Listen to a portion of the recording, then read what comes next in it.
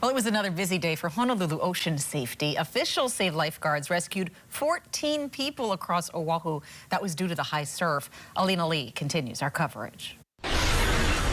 Windy and overcast conditions over parts of Oahu have slowed business, especially for many tour companies. It's been hard getting people out on the water when it's really choppy out there, so we've been having to cancel a lot of mad tourists, a lot of people that want to come out here and get in the water, but really regret it when they get seasick out there. Some boaters say trade winds are the strongest they've felt all year. It's been like this for the past couple of days, but today's been the windiest. Seas are pretty choppy as you go further out, but it's pretty nice on the inside if you stay in the inside. No one travels out to the outside marker, which is where the winds are really strong and the seas are bigger. Beachgoers are making the most out of chilly conditions. Wind has brought some clouds and some rain, so it's a little cold and cloudy. It's a little strong, but the wind's going in the right direction, which is offshore. It's been pretty slow.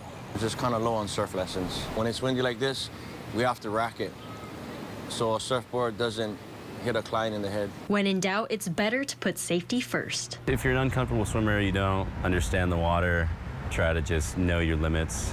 Don't put other people at risk, lifeguards and whatnot. Oahu Emergency Management extended its wind advisory for the whole state until Monday evening at 6 p.m. Alina Lee, KHON2 News, working for Hawaii.